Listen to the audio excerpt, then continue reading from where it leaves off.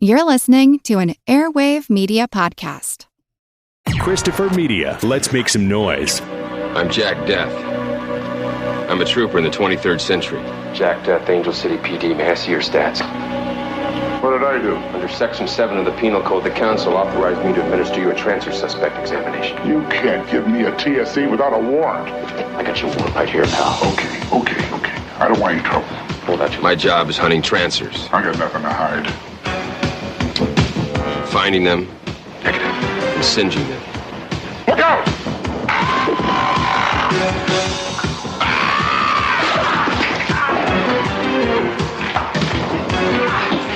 Of course, sometimes they find me first. Then it's a little more complicated.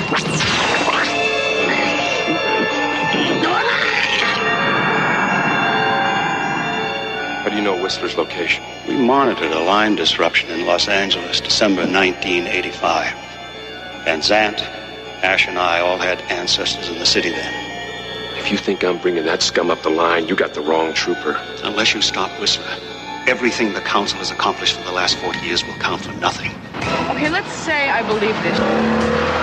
You're a cop from the future and you're chasing this guy Piper. Whistler. Why doesn't he just turn you into one of these zombies? Or me? Trancing only works on squids, people with weak minds, easily controlled. Lena, I'm from another time, another world. I don't even know what you people eat for lunch. Okay, I got fried rice, egg rolls, and beef chow mein. Beef? You mean like from a cow? I thought it was rough in the 23rd century. I didn't know how hot it could get. Jack? How's my tan? No, it's getting hotter all the time. Jack? I guess I just attract a certain element no matter what century I'm in. This way, mister! Anyway, I gotta run now. I'm gonna ride with the lady. Over here, Ashby!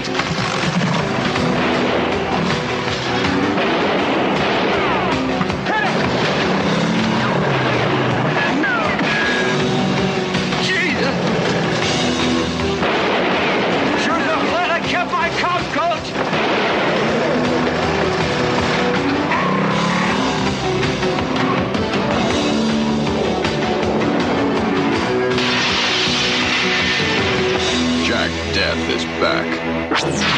And he's never even been here before. Trancers. Welcome to the Projection Booth. I'm your host, Mike White. Joining me is Mr. Rob St. Mary. Man, the coffee in this joint is brutal. Also with us this week is Jay Bowman of Red Letter Media. Guys, we've got trouble at the North Pole. This week we are talking about the sci-fi flick Trancers. Directed by Charles Band, the film stars Tim Thomerson as Jack Deth, a detective from the future who travels back in time to track down a cultish criminal named Whistler. He ends up in Los Angeles 1984, where he tries to save the relatives of those who run the LA of the future. Trancers would go on to spawn 5.5 sequels that spanned over 18 years. Just so folks know, we're going to be getting into some spoiler territory this week. Trancers is readily available on DVD and Blu-ray, so if you don't want us to ruin anything for you, go pick up a copy, watch it, and return to us. We will be waiting for you. Jay, as our guest this week, when was the first time you saw Trancers, and what did you think? Well, I actually saw all of the sequels years before I ever saw the original movie, because I grew up in the heyday of video stores and the golden age of Full Moon, so I watched everything they released the week it came out. So I saw ads for Trancers 2, and I'd never seen Trancers, and it just wasn't available anywhere. So I just watched all the sequels as they came out when I was, 11, 12, 13. Cut to 22. I was about 21 or 22, and I was at a film festival in South Dakota. And there's nothing to do in South Dakota except go to the pawn shops when you're trying to kill time. And this one pawn shop just had a ton of VHS tapes, and they had the original Trancers. So I bought Trancers, and I bought Elves starring Grizzly Adams. And nice. When I got back, yes.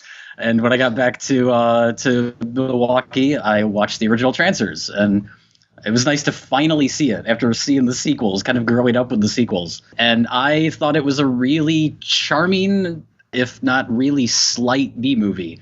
I think it's barely over an hour.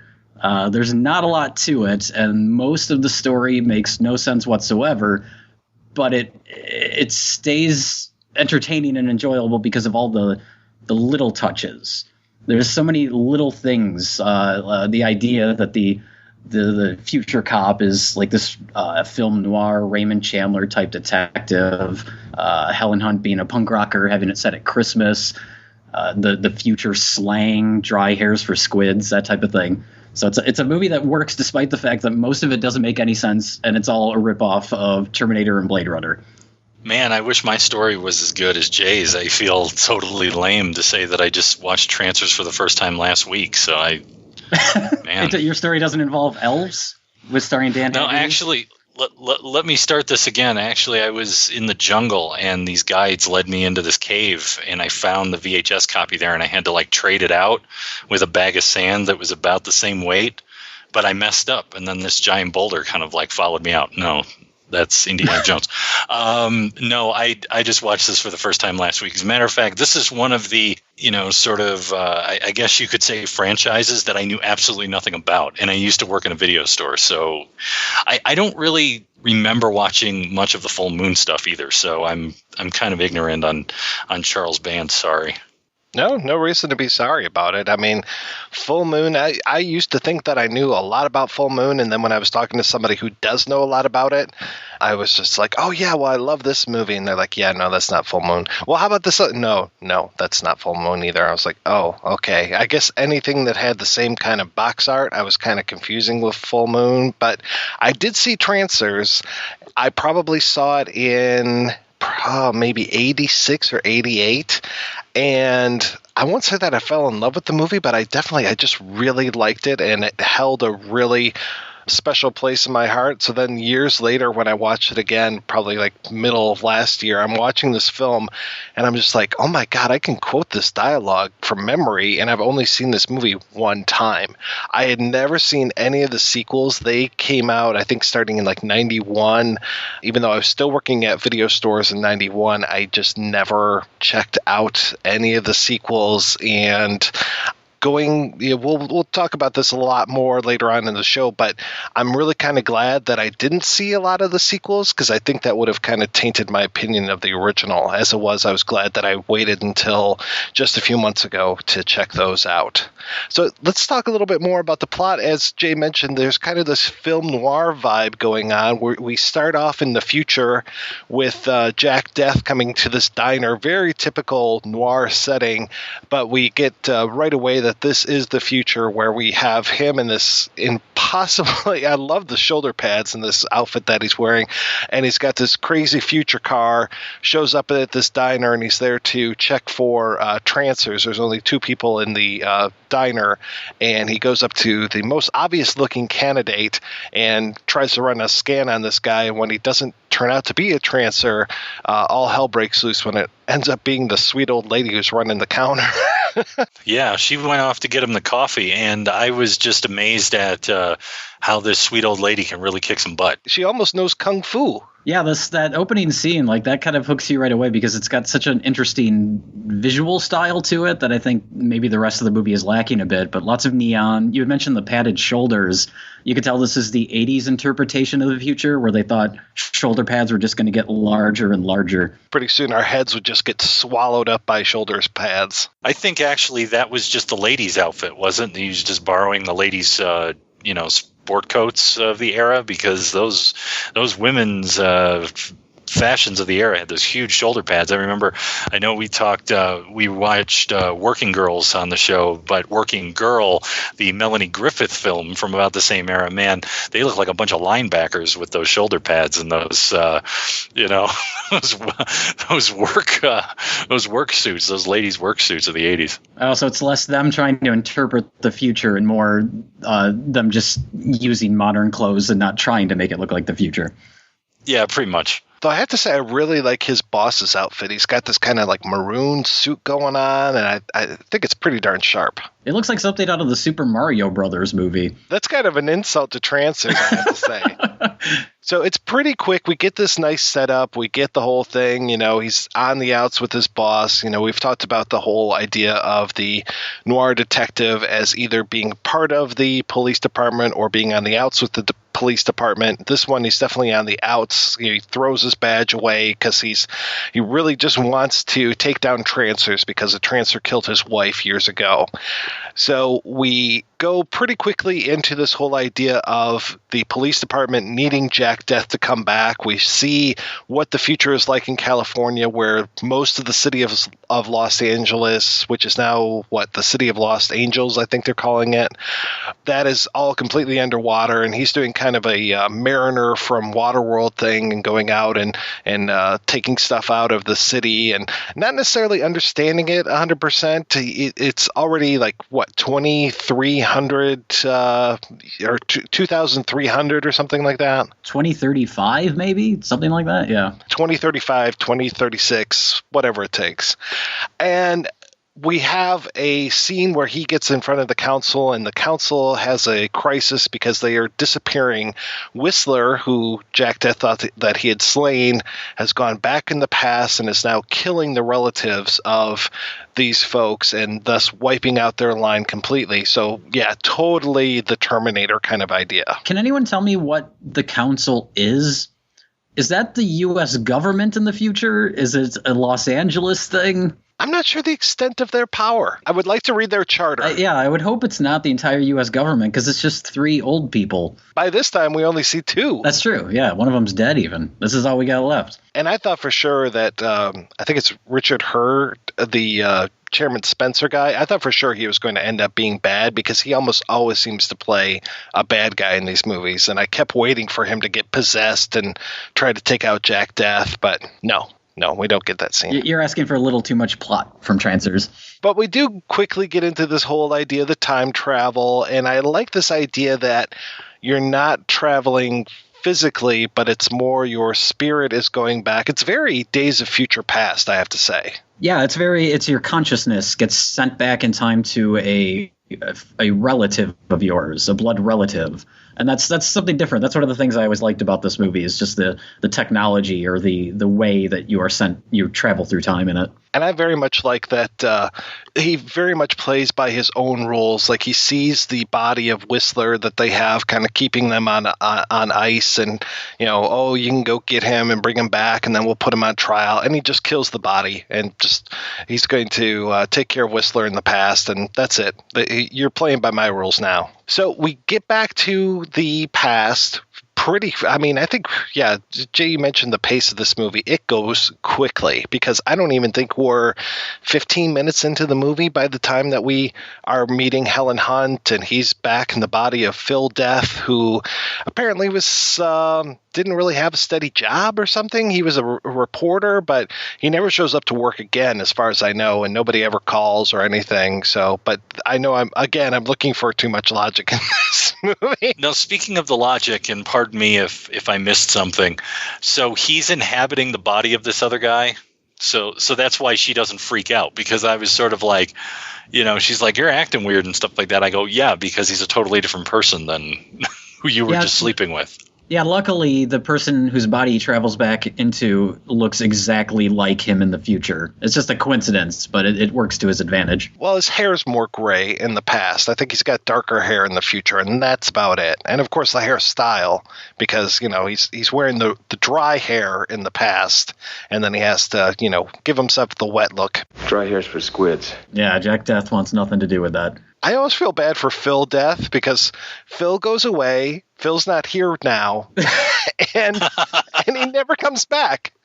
Phil I don't know if his consciousness goes into the future. I mean, he comes back at one point, which I kind of like that at one point Jack and Lena, the Helen Hunt character that we're about to introduce, that they're having sex, and his boss comes in and kind of zaps him back into the future and denies him, you know, the whoopee making and stuff. But we never see Phil, and Phil just kind of goes away. Jack takes over his body. So basically he kind of murders his own ancestor, or just kind of co-opts this guy's body forever. I wish there was a scene in this movie. Like you mentioned, there is a point when Jack gets sent back up the line, they call it, which is a nice terminology. And Phil is back in charge of his own consciousness just in time to have sex with Helen Hunt. And I'm just imagining, I wish there was a scene where you see Phil come back into his own being as they're in the middle of being intimate and just being like, what the hell is happening? I guess I'll just go with it. Yeah, well, here comes Phil coming back to be like the pinch hitter or something.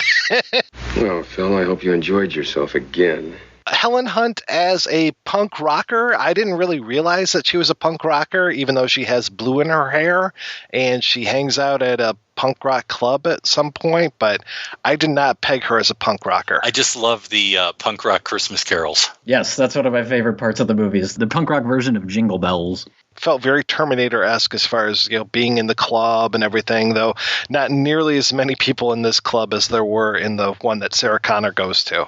No, it's a little more sparse. It's all they could afford. Right. It's like, hey, we're having a party. We're shooting this movie. Bring all your friends. And it's like, I don't really have a lot of friends. Okay, then just bring the one friend you have, I guess. Is there going to be food, Charles? Yeah, like snacks and stuff, like some corn chips, the same corn chips that we ate yesterday. Well, don't worry about it. Yeah, this movie, it has a tight budget, but I think it really does well with what it has. Like the whole idea of transferring back to consciousness, so you don't have to do like different actors, you don't have to, you know, there's no robots going on in here.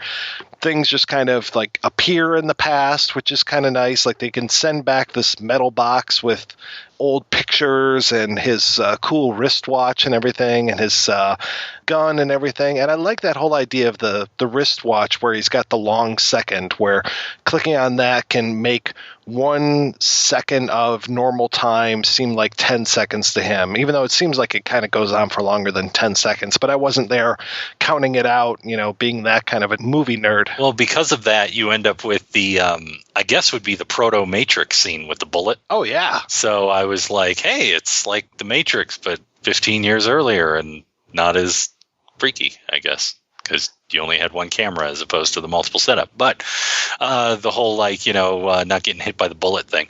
And then the of course the catch of the person thrown off the roof or jumps out the window. I can't remember which. Gets pushed off the roof. Yeah. When Helen Hunt. Yeah.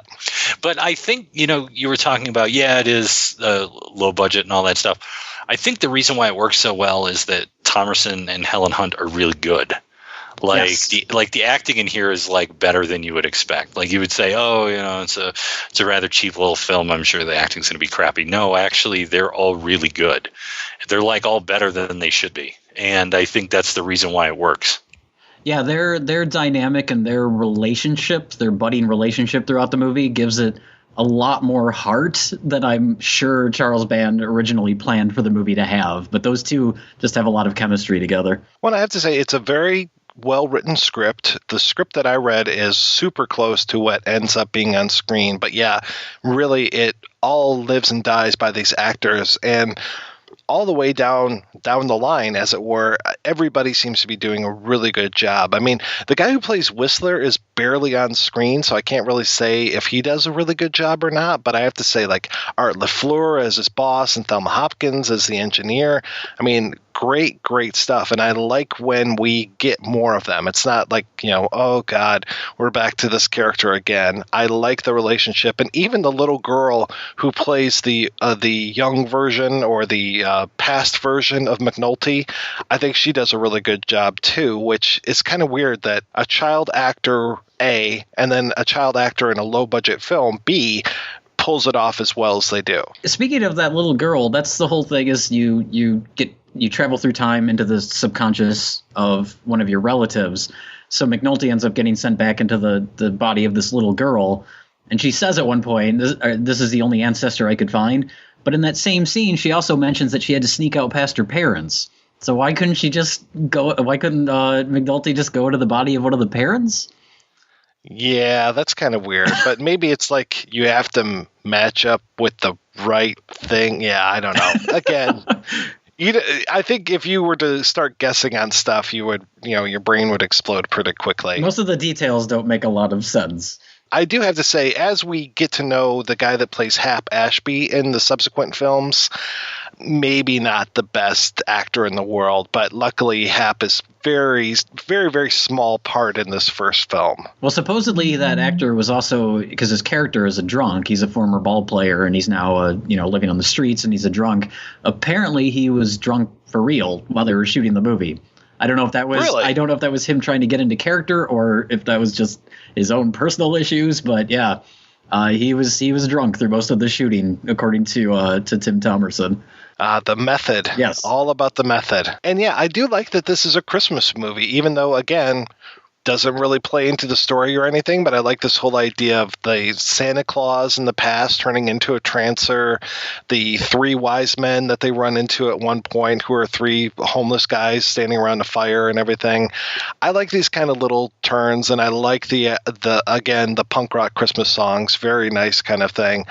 And I don't necessarily understand how transferring works, but again, one of those I just have to go with it for the movie kind of thing. I love the Santa Claus that turns.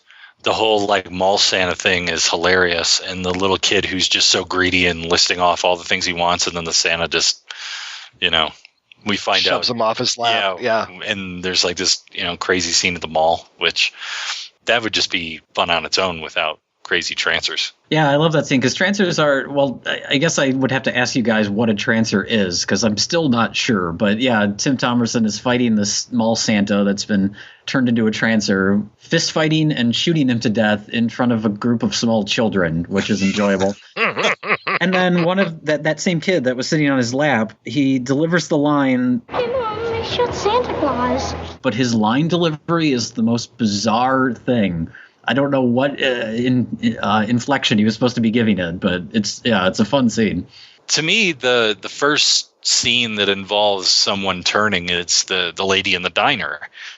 And the only thing I could think to myself is zombie film or something, something takes over and they attack you. So, and then he explains later that, well, she's the Helen Hunt character says, well, how come I haven't turned or something like that? And he goes, because you're too mentally strong. So it becomes this thing of, are you, mentally tough enough not to be taken over through mind control, I guess. Very Manchurian Candidate kind of thing, I guess. The Force can have a strong influence on the weak-minded. And it's not necessarily by proximity or something, because it's he's saving Hap Ashby, who's the progenitor of Chairman Ash, but then there's the Chairman Spencer guy who his relative works at this tanning shop, and he just turns like that.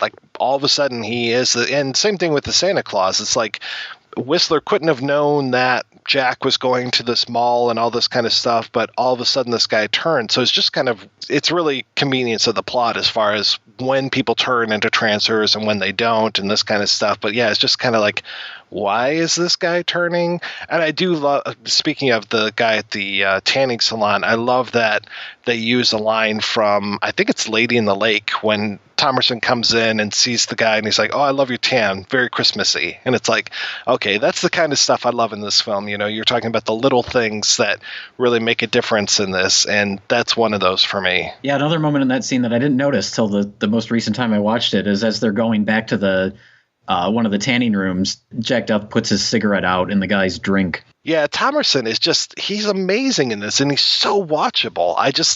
It really doesn't matter a whole lot of what else is going on because he is so watchable. And I have to say, I've never really been a big Helen Hunt fan, just mostly because not of her, but just more of the movies that she's been in. I was not a big As Good as It Gets fan. I hated Mad About You. So I just have never really seen her in anything where I'm oh yeah, she's really good. But she's really good in Trancers, which if only she had made more movies like Trancers. And wasn't she also like After School Special? Wasn't she like a teenage actress? That might be Lily Sobieski. No, I'm just kidding. No, she was just an Eyes Wide Shut. That's all. Oh, okay. They kind of look alike. Oh God, they are. It's weird. They must if Helen Hunt ever needs to go back in time, she's going to end up in Lily Sobieski's body. Yeah, Helen Hunt, I know she was in like Swiss Family Robinson, and she was in Roller Coaster, which our friends over at Outside the Cinema, they've talked about that movie before. That's one of those, this movie is way better than it has any right to be, which I kind of think Trancers kind of falls into that same pool. Yeah, absolutely. I know that people compare this a lot to Blade Runner, and I guess I'm seeing the Blade Runner when it comes to hunting down the Trancers, kind of like hunting down the replicants, but I'm really seeing the Terminator even more than I'm seeing the Blade Runner in this one. Well, I mean, for me, not having seen the first Terminator in many years and being more familiar with Blade Runner, there's several things. I mean, there's the design aspect in the beginning. There's the whole sort of tracking down the Trancers. And then there's also like, I'm going to give you this test or whatever that he does to the guy in the diner. He tries to give him that test, which, there's the test in Blade Runner to find out if you're a replicant. So there are several elements that for me were, Blade Runner specific, but that whole time travel thing is totally, Terminator. When was Terminator out? Was that the same year as this? 84. Okay, which was the same thing. So either they jumped on it at the same time, or they both watched that Harlan Ellison thing at the same time. No, or they both were inspired. Yeah. But, it could just be that Terminator came out earlier and they got on this really quickly. But yeah, this is there's definitely some similarities here. I'm going to guess that Charles Band saw Terminator and whipped this movie together in like 3 months. That works. The one thing where Thomerson maybe isn't acting the best, it cracks me up every single time I watch this movie. Have you guys paid attention to how he drives in the film? Oh, how could you not notice that? Oh my God. The most amazing thing. It's so great. For people who haven't seen the movie, obviously they're not letting the actors drive, and they've put the car onto a trailer and they're pulling the car, and Thomerson is just turning that steering wheel all over the place. I mean, he's driving like Cary Grant from North by Northwest. It is just all over, like they would be swerving around the road like crazy and just not paying any attention to where he's going, just looking at Helen Hunt the whole time, and just got his hands just going all over the wheel. And it's every time it's just like, man, it just cracks me up. I'm wondering if that's the first time Tim Thomerson ever worked on a movie car where that's being, pulled by a trailer or whatever. But what I wonder is, how did nobody notice or say anything to him during the shooting of that scene? Right. Tim, you might want to just kind of calm it down a little bit. I'm sure they did first take for almost everything, but that was just like, what are you doing? Have you ever driven a car before? I know you drove a motorcycle in the Osterman weekend, but have you ever driven a car? You really shouldn't be doing that. He's also not looking at the road for a lot of it. He keeps looking over at Helen Hunt for long stretches of time as he violently, turns the wheel back and forth. Well, Helen Hunt is actually looking very good in this movie, so I would probably be looking at her as well. It's the blue streak in the hair. Oh, That's yeah, what does it. Which would later inspire a Martin Lawrence film. Oh, my God. Not a sequel, it's a sidequel. So yeah, as you said, Jay, this is a really, really quick movie. Just goes along and hits all the beats that you kind of expect it to hit. And I mean, I think you're right. I want to say this is less than 90 minutes. We are in and out. And we get a little bit more of Wessler, though we don't get a whole lot. Oh, I do want to say, as far as performances go, I did notice our old friend Boom Mike show up in this movie today when I was watching it. I don't know why it took me like 5 times before I noticed it, but there's a scene where they're on these scooters and the Boom Mike is just there like waiting for them. Oh, you must not have watched the Blu-ray release then, where it's in the proper aspect ratio.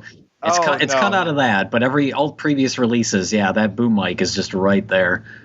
it's really bad because I bought the Blu-ray, but I've just been watching the VHS transfer this whole time. I still haven't gone in and cracked the case on the Blu-ray. Well, something interesting about the previous releases before this Blu-ray, and maybe this isn't interesting to anybody but me, I have no idea, but the punk rock scene, in the middle of the punk rock scene on all the previous DVD releases, right in the middle of it, there's this awkward cut to black for a few seconds, and that's because it was a direct rip from the Laserdisc version. Oh, and that's the point when you have to flip the disc over.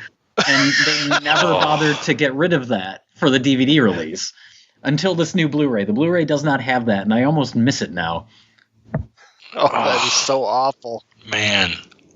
I thought like bad VHS, like transfers to DVD were bad. That's even worse. Oh, that is terrible. At least it didn't say like end of side 1 at one point. Please flip disc. That'd be very confusing to people. So yeah, end of the movie, we have everything is pretty back to normal. I do love the whole idea that he sends Whistler into just nothingness. This whole idea that he takes his consciousness and sends it back up the line to a dead body, so he's just gone. And we've got Whistler, the detective, kind of coming back. And I mean, the movie ends really, really quickly. I have to say, like, I thought there was going to be at least some sort of wrap up, like we'd see Jack and Helen Hunt's character the next day, Lena, but no, it just ends right there. The lead up to the conclusion is really quick. It's almost like they just ran out of money or something, but they're in the apartment building that they're hiding out in, Jack Deth and the Lena character. Jack Deth calls Whistler and says, hey, meet us at this place. And in the very next shot is Helen Hunt in a close-up. We don't know where she is. And then Whistler just sneaking up behind her. And they're like, oh, I guess we're in the final scene? It's very, very quick. Almost abrupt. Luckily, there's enough motion going on that I was able to kind of go with it. It wasn't like too much of a left-hand turn for me, to continue the driving metaphor. Oh, sure. Yeah, it's all very straightforward. It's just, no filler whatsoever. This movie is just pure one scene to another. Let's hurry up and get this thing done. And I don't know if that's what also helps add to the charm of this, because you don't really ever get to a point where you're just like, man, I wish something would happen in this movie. Yeah, no, the only scene that's like that is when they're looking for Hap Ashby in the warehouse. That whole chunk of the movie, it's very, because the movie's been very colorful, lots of neon lights and clever dialogue. And then that whole scene is just really drab and kind of ugly looking, and they're just wandering around this warehouse. That's the only section. Well, we'll have to do a fan edit now and just cut that right out. Just cut to them finding Hap Ashby immediately. Maybe just cut to black and then come back at some point? Okay. I just never thought that mopeds were that badass until I saw this movie, so it totally realigned my perception. They are very badass. Yeah, there's a moment in that chase when Jack Deth is on the moped where I think it's supposed to be cooler than it actually is, where he's being chased by Whistler and his men, and he goes down these concrete steps. And it's more awkward than cool, but Helen Hunt driving hers through someone's front window and then driving out his front door kind of makes up for it. And she's so cute, she gets away with that. Yeah, exactly. All right, we are going to take a break and play a pair of interviews. The first with the co-screenwriter Danny Bilson, and the second with producer-director Charles Band. I do have to say, when it comes to the Bilson one, this interview was a lot longer, and then my recorder screwed up. So we're hoping to have Mr. Bilson back one of these days. We talked to him a little bit about The Rocketeer and The Flash and all this stuff. So hopefully we'll be doing a Rocketeer episode maybe by the end of the year or early 2016 and get him back for this, because that would be pretty cool. So let's go ahead and play those after these important messages. We interrupt our program with a special bulletin. Okay, here we go. This is it. Greetings and salutations. I'm Josh Gravel. And I'm Scott LaFave. Oh, good for you! We want to let you know about the Arkham Film Society. We're a small group of cinephiles programming classic, horror, cult, and exploitation film events in the Providence, Rhode Island area. We have such sights to show you. We try to meet a need for unconventional programming by providing affordable film events through our monthly screening series. Be one of us. Find us on Facebook and join our group by searching for the Arkham Film Society at facebook.com/Arkham Screenings. Join us. Check out our blog at arkhamfilmsociety.blogspot.com. And stop by our Etsy and buy stuff at etsy.com/people/ArkhamScreen. Yes, sir. You, sir. All right already. I'm hip. We now return control of your television set to you. You can make this Valentine's Day one that you'll both never forget with this amazing offer from AdamandEve.com.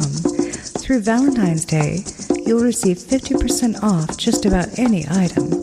Just go to AdamandEve.com and you'll find over 18,000 adult entertainment products, including toys, lingerie, and a seemingly endless selection of adult DVDs. And there's more. With every order, you'll receive our romance kit free. Our romance kit includes a toy for him, a special massager for her, and a little something we know you'll both enjoy, plus a free adult DVD to put you in the mood. And that's not all. Oh no, we'll also throw in a free shipping on your entire order. So check out AdamandEve.com today for this special Valentine's offer. Get 50% off one item, a free romance kit, and free shipping when you enter offer code BOOTH, BOOTH. That's BOOTH at AdamandEve.com.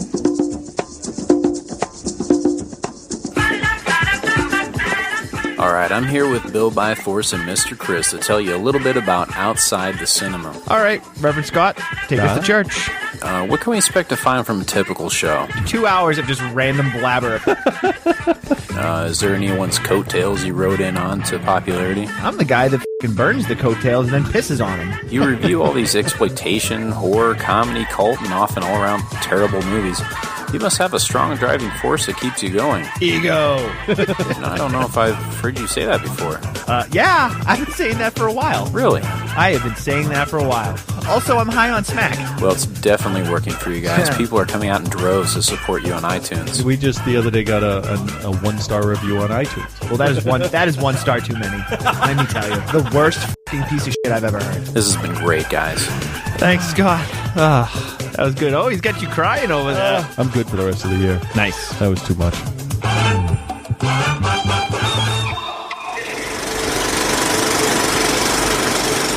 How did you get started in the business? I'm trying to figure out exactly how it happened. Was it an accident? No. I was a theater major in college, and Paul DeMeo and I, who wrote Trancers with me, and it was still my writing partner to this day, we wrote a play in college about Houdini and Sherlock Holmes. And then we moved to L.A. To try to make something happen with our careers. We worked as film extras for a long time. And then we met a guy when we were working extra who was a manager at a lunch table. And he signed us and started sort of moving our scripts around. But really, I became a camera assistant.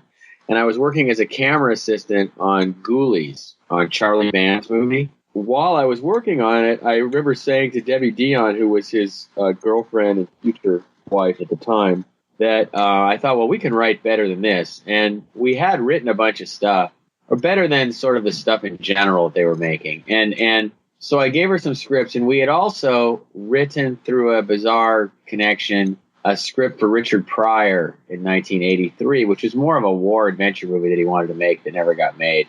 And she read that and said, okay, we need you guys to write Eliminators. And after we wrote Eliminators, then they said, well, we want you to write a whole bunch of movies for us. And I said, well, you got to let me direct one. And I think we wrote 7 movies total for Charlie Band back then. And one of them I directed, which was Zone Troopers, which, of course, had the same cast as Trancers. Trancers was the second movie we wrote for Band.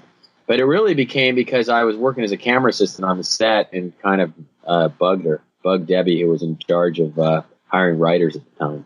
Was that pretty typical for what was going on at Full Moon and working with Charlie Band? Yeah, it was called Empire back then. This was actually before Full Moon. No, nothing was typical. I don't know. I don't know where they got writers from. I actually don't know. All I know is that we wound up in a little office on Fairfax here in L.A. at Empire for a few years, grinding out scripts and And at one point we went to Italy to make Zone Troopers. So how did Trancers kind of come to you? It was we wrote Eliminators first, and then they wanted a rewrite. And they had a script by a guy named Alan Adler. And I think the only thing we kept from the script was the idea of a guy coming back from the future through an ancestor. The rest of it was completely different. Everything else was ours, was original. And we just kind of went with it. We hadn't met Thomerson yet, I don't think. But we just kind of went with it. And, we loved old movies and we loved old detective stuff. And so we thought we would give it a bit of a sense of humor and a little bit of an old film noir touch to the science fiction. Because, we really believed, write what you like. And so that was the kind of stuff we liked. We just went for it. And they liked it. And it went from there. He's from the future, but it feels like he's from the past, which is a nice twist on it. The gag was he loved the past. And so did the authors. And so did the actor. So that's one thing that's very specific to both Trancers and Zone Troopers. The actors were as big of fans as old movies as Paul and I were, and it was sort of we all got together and did those things, and that's where a lot of that interpretation came from. And of course, Charlie directed Trancers, first one. When you were done with the script of Trancers, was this the kind of atmosphere where you're on set while the movie's being made, or how did that kind of work? Yeah, we were on set I remember being on set for visits, not for really rewrites or anything. It was more we would go down and hang out after because we were by that point we were already had a little office in at Empire, and so we were working on Zone Troopers, I think, at that time, and maybe another one that didn't get made. But yeah, we would go down to the set. What was cool was it was shot during the 1984 Olympics in L.A., and there was this whole panic about traffic, and everybody left town. So everything was really easy. So getting the location was really fast, and a lot of it was in downtown L.A. And I absolutely remember that it was super easy to get around and super easy to shoot because everybody ran away because it was the Olympics. Thomerson is just amazing. Did you work with him much before you did Zone Troopers and Trancers? No, I think I met him on Trancers. Well, I thought we wrote that part in Eliminators for him, and they cast Andy Prime. So maybe I remember we wrote Eliminators first, though. So we must have met Tim in the office there or something because he had done Metal Storm with Charlie, and Charlie wanted him to be in Trancers. So we became really good friends right away. And Tim has been in everything that Paul and I have done almost for 30 years, including last year we did a performance capture for a video game that hasn't come out yet, and Tim plays the sort of the commander of the unit, or was he kind of like a CIA guy? But yeah, we worked with him last year again. So over the 30 years, we worked with Tim, and we loved Tim. He's great, and of course he did a million movies for Charlie back then. It's really weird. I managed to get a copy of the Trancers script, but your guys' name isn't on it. It's one of Charles Band's pseudonyms is listed as the author on it. So it's just like, what is this? Oh, that's really weird because the script, that I have all have our names on it. And we were in the Writers Guild at the time, so he couldn't really monkey around with that. I wouldn't be surprised if somebody just made up a different cover page for it or something. But it's old dot matrix printout, which is hilarious to even see in this day and age. Absolutely. And we had just cleaned out the storage space last year, and another guy, a guy named Daniel Griffith, is making a documentary, and we had thrown it all away. The next day he came looking for stuff. So he and I were actually digging through my recycling, and I pulled out a bunch of old scripts. They were all done with those dot matrix printers from the early 80s. Absolutely. Did you notice that Frank Darabont was an art director on Trancers? No, I didn't notice that. Yeah, Frank was in the art department on Trancers. I think that's a lot of people don't know that. It's in the credits, but nobody ever talks about it. I think it's kind of cool because he became such a major filmmaker. Still is. What do you think it is about Trancers that has stuck around for so long? I mean, 6 sequels now, and plus the 1.5 sequel to it and everything. I mean, right. What do you see as the appeal of Trancers all these years later? Well, I think it's the humor. I really do. I think that with its sense of humor and not taking itself too seriously, it allows for some of the budget constraints and the whimsy. And Tim is really good. And in the early ones, Tim and Helen were really good, and Biff and the cast, and Art, all those guys were in Zone Troopers too, but they were really funny and they really got it. But I really think that humor makes things last. it gives it a charm and it's fun to watch. And I honestly haven't seen any of the Trancers besides the first one and 1.5, which we wrote. I haven't seen any of the other ones. I might have seen a few minutes of one once along the way, but I actually never have. But as far as the ones I know of, which are the 1 and the 1 1/4, I think it's the humor. How did that 1 1/4 one come about? Well, right somewhere after that, Charlie wanted to do this trilogy thing, Pulse Pounders, with a half-hour segment of a half-hour sequel to 3 different movies of his. So Trancers was our franchise, was our story. So he asked us to write it, and we did. We wrote a half-hour episode that he went to Italy and shot. We weren't anywhere near that when it was filmed. Didn't fly you guys over? No, we were in Italy for Zone Troopers. We were the first band movie to go there. We were just sort of like 6 or 8 of us on our own. After that, he started making a lot of things in Italy, and one of those things he did was the Pulse Pounders.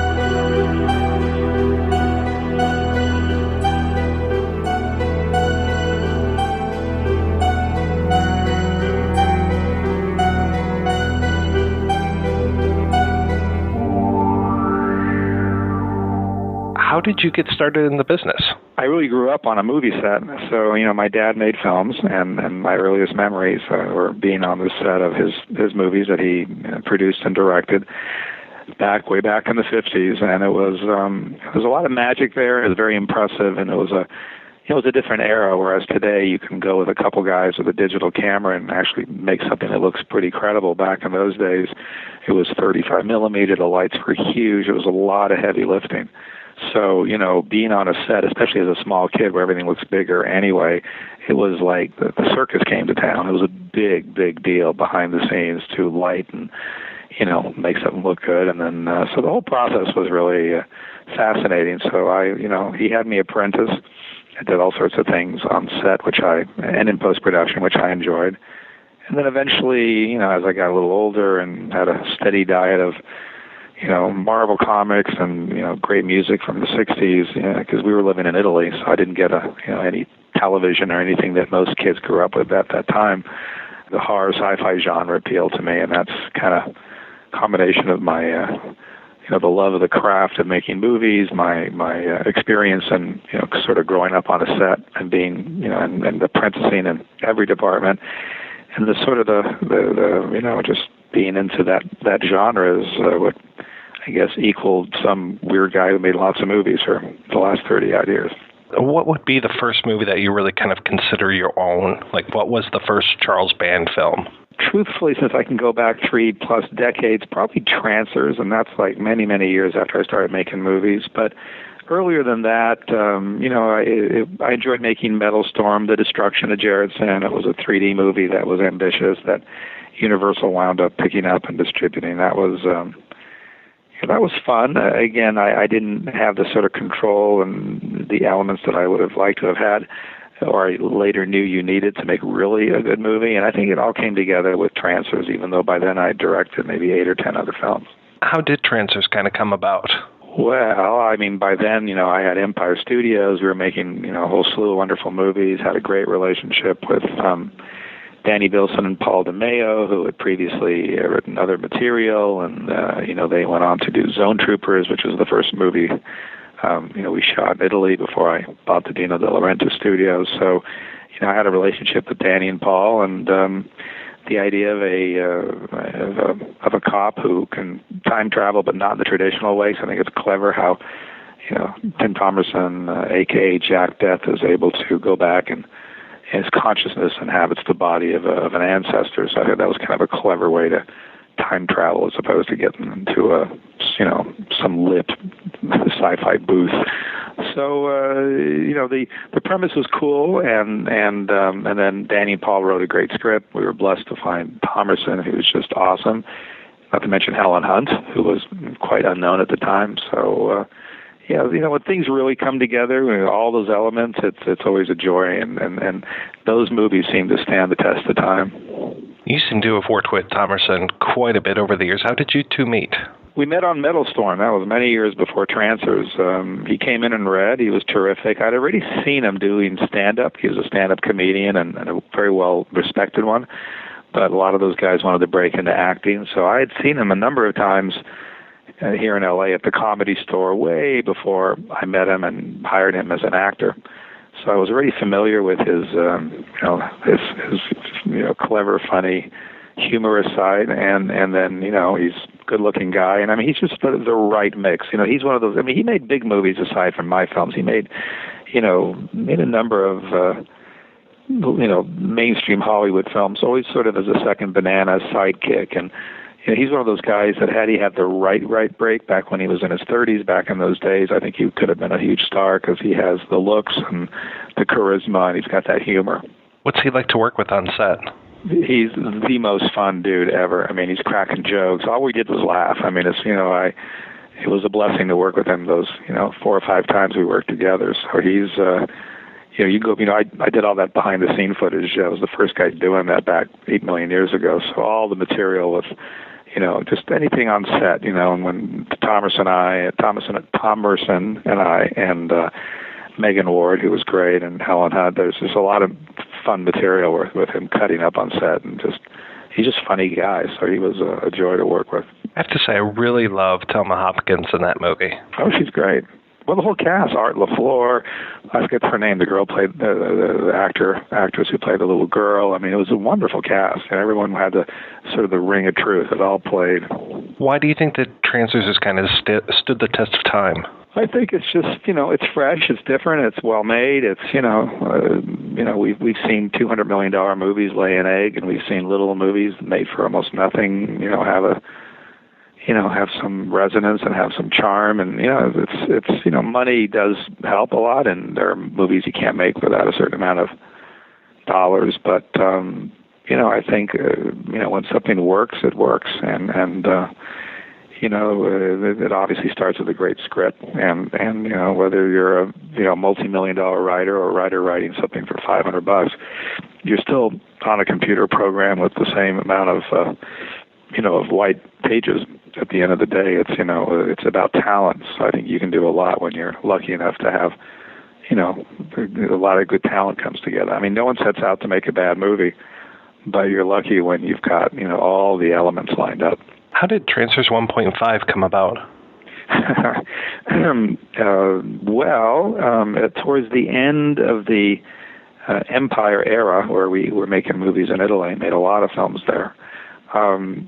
The one film that I wanted to make personally, because I was conceiving the movies and shepherding the movies through our studio, but I wanted to at least go and make one film where I would actually direct. So I decided to make sort of 3 mini sequels to 3 movies that were doing well at the time. So one was a sequel to Dungeon Master with Richard Mull.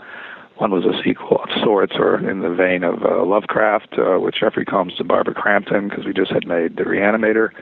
And one was to be a sequel to Trancers. And I shot all 3 of those episodes. The binding overall title was to be called Pulse Pounders, and each of the episodes had their own chapter titles.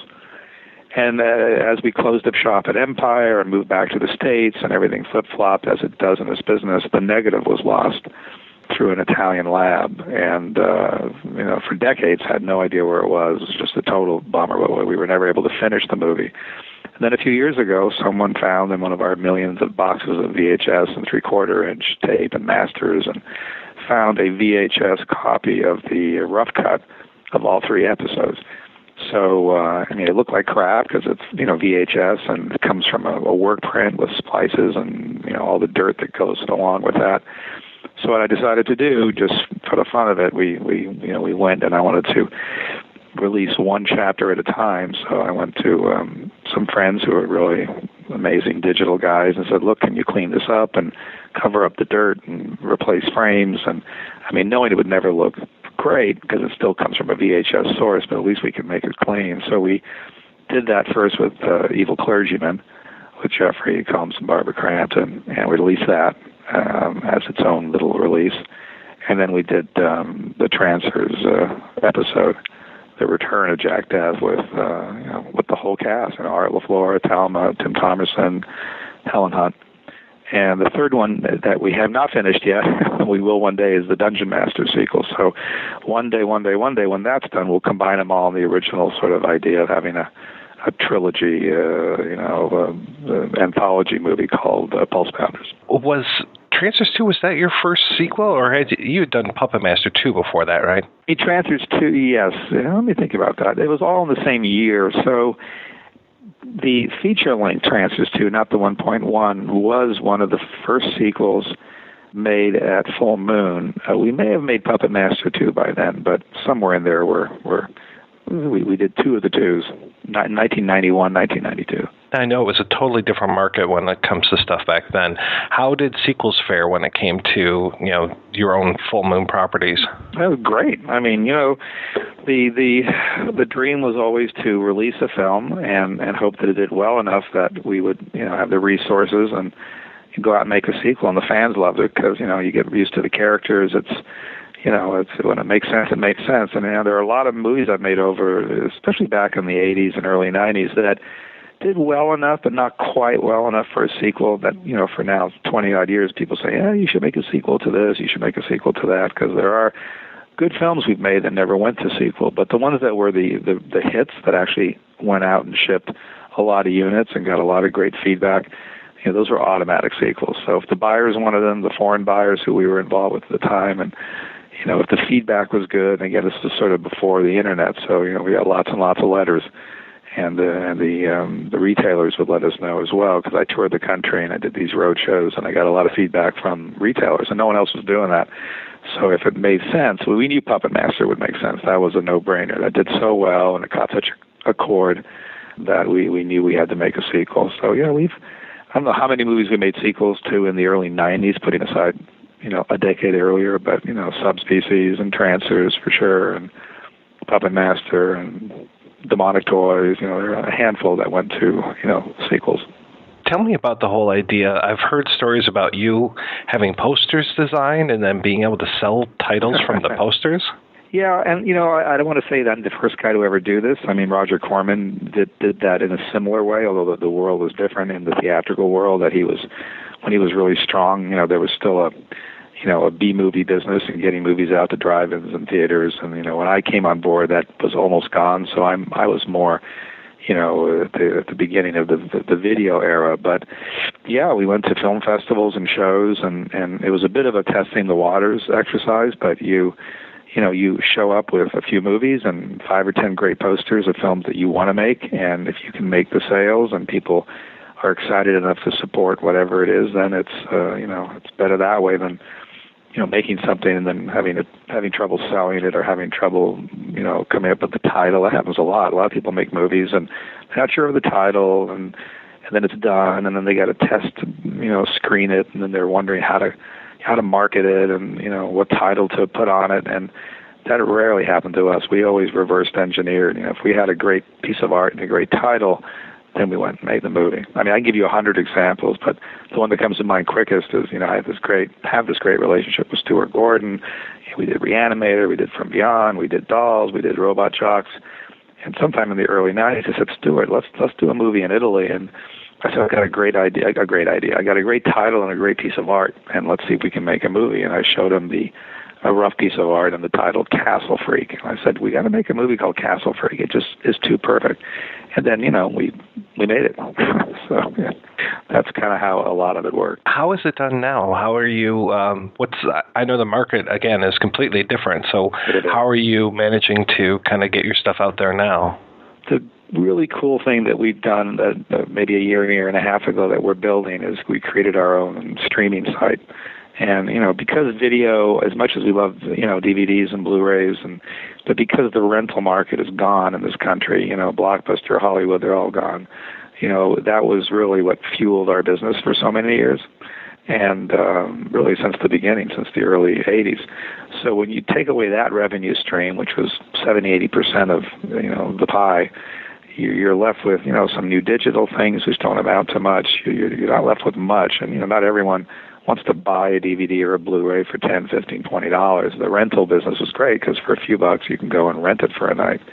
So as that died and Netflix sort of, exploded, it just made sense to me about a year and a half ago that was the new model, that, Netflix had found a way to aggregate movies and really offer an amazing deal to people who like watching movies, to some degree to the detriment of a lot of young filmmakers who can't get the money anymore out of their movie that they were able to when video rental was alive and well. But a great deal for the customer. I mean, when you think that for $8 or whatever it is today, $9, you can have access to tens of thousands of movies a month. I mean, that's like having a free ticket to a video store. I mean, I don't know how many movies. I forget what the math is, but back in the day, the heyday of, let's say, Blockbuster and Hollywood Video, I think $8 or $9 would maybe rent you 3 movies. And to think now, with the Netflix, you can literally watch, wall-to-wall movies for 30 days for the same, dollars. So good for the consumer, really bad for the filmmakers, especially the filmmakers who rely on the rental revenue. So, it was very obvious to me that, you gotta, we had to do something along those lines. So I started Full Moon Streaming, and it's been great. I mean, it's a slow process. It's not like an overnight thing that, explodes. But, we have the Full Moon films going up. We have new Full Moon movies being released. I licensed a whole ton of Blue Underground films, which are great, and Something Weird. And we have our Wizard label, and there's new acquisitions coming that are going to be announced in the next few weeks. So, depending on the week, 3, 4, 5 new movies go up every single week on streaming, and for like $6 a month. So the price is ridiculously low. And what's nice is most people who sign up stick around.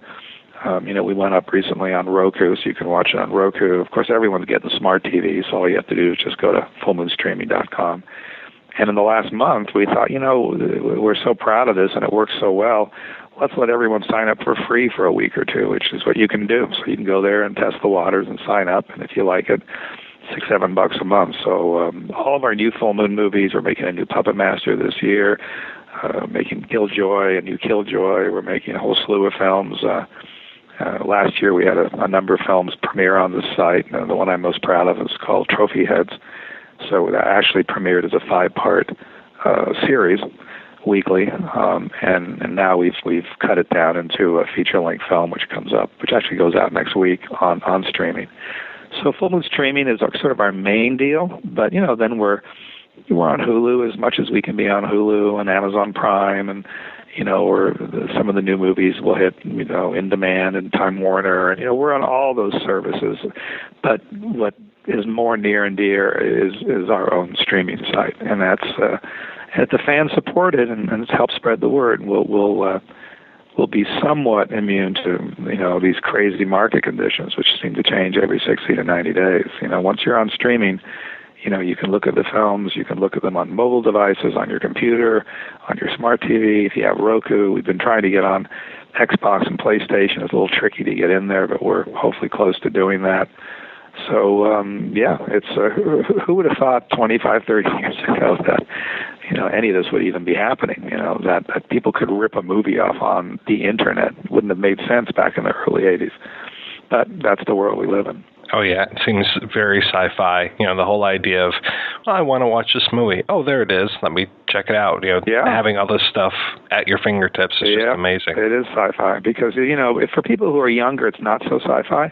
For people who are a little older, who like me, when I was really young, the notion of being able to watch a movie at will or at call or at whim, that was crazy. If you were into these movies, once in a while they would play late night TV all cut up, or maybe some of the more important sci-fi, fantasy, horror films would be, at your local revival house, and you'd watch it on 16 millimeter. But you'd be hard pressed to see any of these films or any of the classic, horror films. So or any film for that matter. And then suddenly with the age of video and the fact that you could, albeit walk down to your local video store, drive to your store and rent some movies, that was a mind blower for a lot of people. The fact that you could say, hey, look, come over tonight, we're going to watch whatever it was, Gone with the Wind, and then you rented a movie. People watched it in their home. And now that seems like so long ago. Now it's just, all you have to do is have a thumb that works, I guess, and you're scrolling around alphabetically and finding what you like and, renting it or buying it. It's pretty crazy. When it came to the direction of Trancers, how was the decision made to take it kind of back in time? How was the decision made to take Jack out of 1980s Los Angeles and put him more in the medieval times? Oh, you mean for the latter Trancers 4 and 5? Let's see. The super honest answer is I'm not sure, because at that point we were making 15 to 20 movies a year. I was very involved. Obviously, I directed Trancers 1 and 2, and I was pretty close to 3. Once we got to 4 and 5, we were shooting most of our films in Romania. I had a studio there. We wanted to take advantage of the terrain, of the fact that there were real castles there, and I forget exactly how and why we got together and thought, okay, let's find a different sort of adventure for Jack. Let's put him in a place where we can use the production values that exist, as opposed to trying to make downtown Bucharest look like L.A. So we probably reverse engineered the ideas to make Romania work best, and that's all I remember. Like I said, I didn't direct them. I was just thinking, all right, that's kind of fun. Let's get Jack over there. But that's the extent of my memory.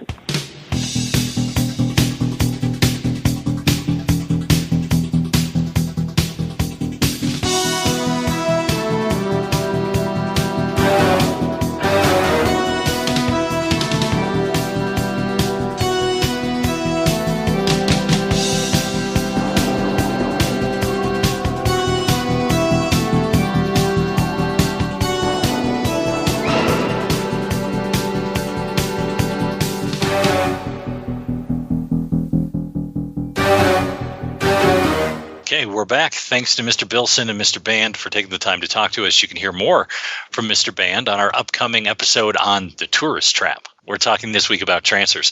Mike, you mentioned that this film spawned many sequels, and sadly I did not take the time to watch those, but I know that you did, and was going to ask how sort of do you rate the overall franchise, considering there is, 6.5 other movies? Well, actually, I want to turn this one over to Jay. Since you saw the sequels first, I'm curious what you thought of those, and then kind of going back into Trancers, the first one.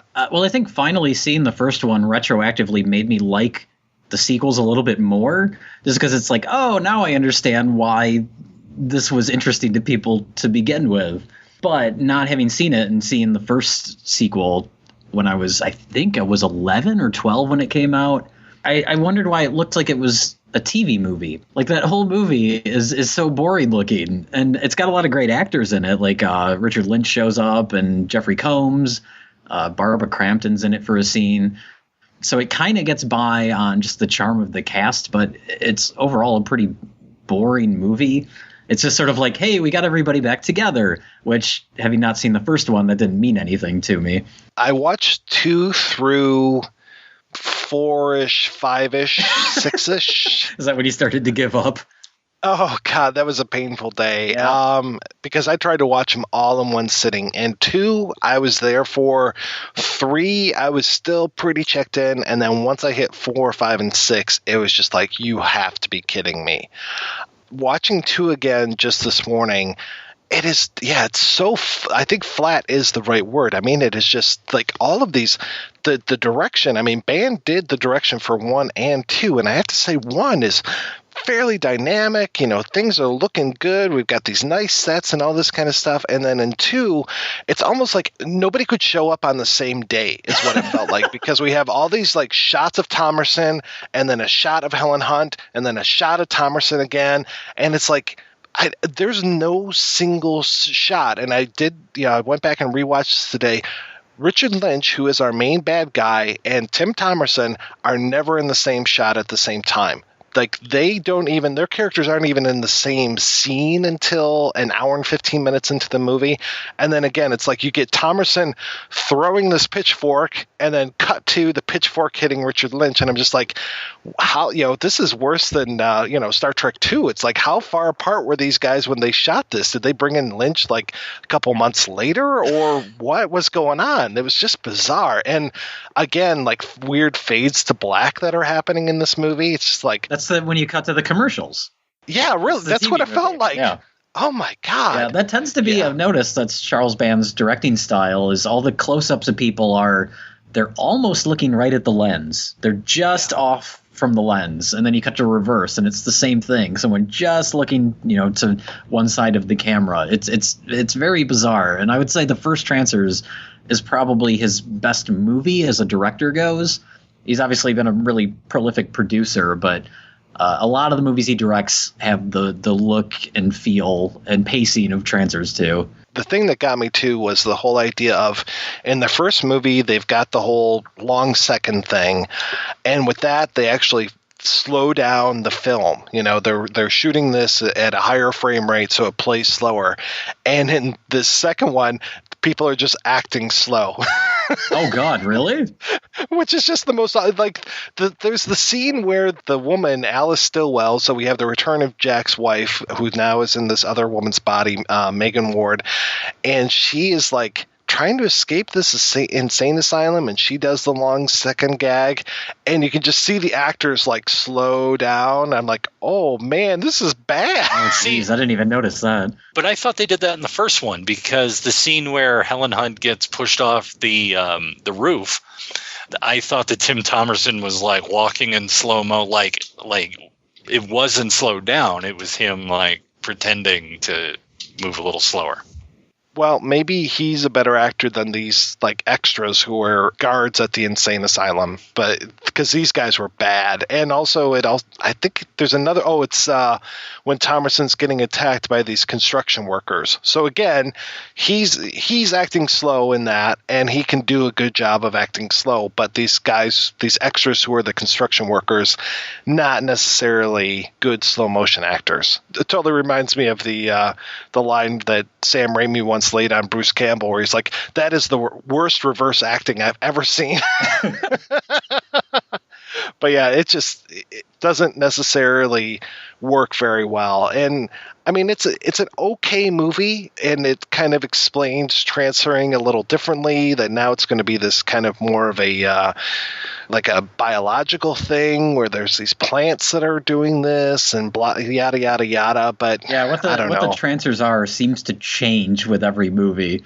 But the thing I like in the second movie is his wife from the future travels back to the present, and so now he's got these two wives. And I liked that aspect of it. That was good. And I liked that the girl that McNulty's in is older, and I thought that actress was really good. Like I said earlier, the guy that played Hap Ashby, he's in this movie a lot more, and this is like, oh yeah, this doesn't really work too well, especially... And I don't know if he was doing the same thing that he was doing in the first movie. I thought he was acting drunk in this movie, though maybe he was. But if he was acting drunk, not really a very convincing job of acting drunk for me. In real life, he got himself cleaned up by the time they did the second one. So, and apparently, it's not a real big deal that he falls off the wagon in this movie. Like, they try to stop him a couple times, but then by the end of the movie, they're just like, oh, whatever, Hap's drinking. The third one, again, I mean, so yeah, Richard Lynch, great, fantastic bad guy. I have to say, Jeffrey Combs, very restrained in the second film. I almost didn't recognize that it was Jeffrey Combs just because he plays it down so much, and I'm used to that unhinged Jeffrey Combs. Yeah, I'm trying to think. I don't even remember what he does in the second one. He just sort of says lines. There's no real character to him. But Richard Lynch is, he's Richard Lynch in everything, and that's okay when it comes to him. Great villain. Again, I really would have liked to have seen him interacting with Jack Deth a little bit. Nope, we never get that in these movies. And then in the third movie, we get Andrew Robinson, who a lot of people know as the Scorpio killer from the Dirty Harry films. He worked a lot with Don Siegel. He was in Charlie Varick. Really good actor. And he plays a character who's like Daddy Mother, which is this weird kind of thing. And again, now this time, though, we're going from 1992, which is when the sequel was made, and then they take Jack and they bring him up the line to 23 something or other, and again, very, very Terminator-esque. It's like the, Judgment Day has happened, the Trancers have fought this huge war, and now we just have a few remaining stragglers of the council, and we have Jack's wife and the technician are up in the future, and it's like, we got to send you back with this this weird like cyborg shark that they created. Shark.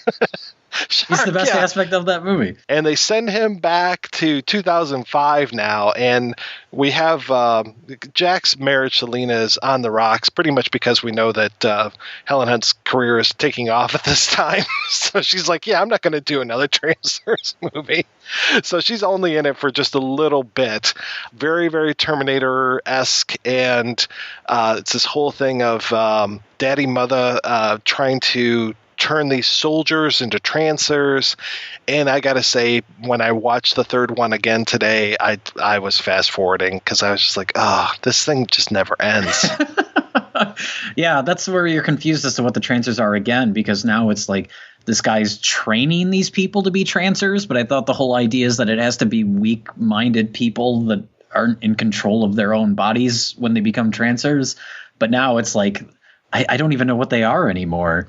And now they can just travel time. I mean, we did have that introduced in the second film, that now you can physically go up the line and down the line. You don't have to – actually, no, you can go forward in time with a machine, but you can only go back through the biological way. But now by 3, we have it so you can go back and forth, because Shark is going back and forth in time. Well, he is a robot, so – he is a robot, and maybe he's covered by organic material. You go naked. Something about the field generated by a living organism. Nothing dead will go. But this cyborg, if it's metal... surrounded by living tissue. Oh, right. I don't know. I don't know what the rules are here with the whole, because he kind of reminds me of like a Terminator character. And I like that we think he's bad at first, but he's actually this nice guy or nice robot, blah, blah, blah. And then 4 comes around. Sorry, I'm really skipping through these pretty quickly because 4 is just where everything for me just falls apart. 4 is, going back to Evil Dead, 4 is the medieval Dead. 4 is Army of Darkness. It is Jack Deth in a castle, and it's castle intrigue with Trancers. And I accidentally turned on 5 first and was watching this, and I'm just like, what the hell? I missed all this stuff. I don't understand anything that's going on. And when they were going through and basically saying, like, last time on Trancers, and ran through everything that happened in 4, I was like, I don't want to watch this movie. This looks terrible. Yeah, 4 and 5, well, they were shot back-to-back, which is what Full Moon started to do towards the end of that era. Just to save money, they would shoot 2 sequels at once. And I think it was just, hey, Charlie Band has a castle in Romania, so what can we shoot there? I'll just shoot a Trancers sequel there. It doesn't make any sense, but we'll just do it. And it could have been okay, like I said, Medieval Dead, it worked with Ash being out of time and coming back to all the primitive screwheads and this kind of stuff, but it just does not work in this film. It is just terrible. It was, oh man, Tim Thomerson, he can't even save this movie, and especially because we don't have the strong cast that we had in the previous ones. It's just like, who are these people? They felt like they couldn't get onto Xena, and now they're on this, and it was bad. It was so bad. Yeah, nothing that makes even the second and third one. They still have some elements that are what are interesting about the Trancers series, but yeah, 4 and 5 don't have any of that. All right, you primitive screwheads, listen up. This is my boomstick. And then 6. Did you watch 6? I watched part of 6 years ago, and I remember being surprised that it was shot on film, because that was the point when Full Moon was shooting everything on video. But it was on film, so I don't know if that was their attempt to, like, hey, we're still relevant. I don't know, but no Jack Deth or no Tim Thomerson, so who cares? You totally remind me of like talking about like that porn movie Pirates. Hey, it's shot on 35 millimeter. Porn's getting back into film. Yeah, exactly. Yeah, film couldn't save this movie.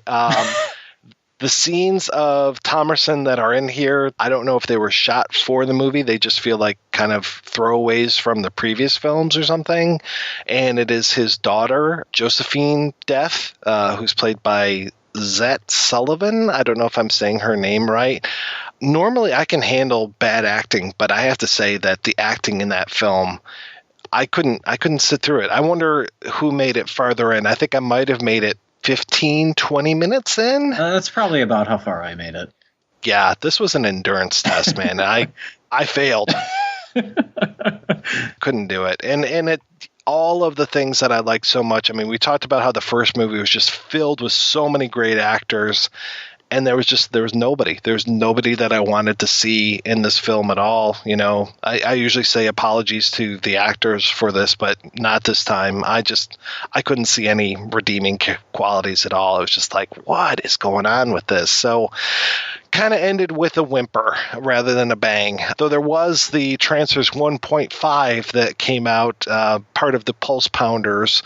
So you heard in the interviews, I talked to Mr. Band a little bit about that. And that was nice to see, you know, kind of rescued from time, this short half-hour thing. And I think that's on the Blu-ray now, isn't it? It is. I haven't watched it yet, but I'm glad. Even if it's bad, like I'm glad that it's available now. I'm glad that it exists. So it's not bad. It's you know, you've got Thomerson and Hunt back, and you know, it was shot between 1 and 2.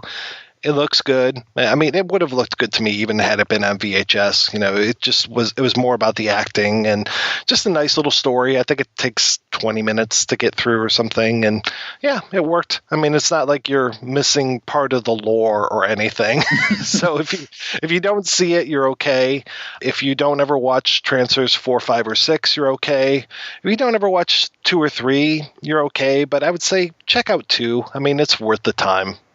So let's go ahead and take another break and hear from Jack Deth himself, Tim Thomerson.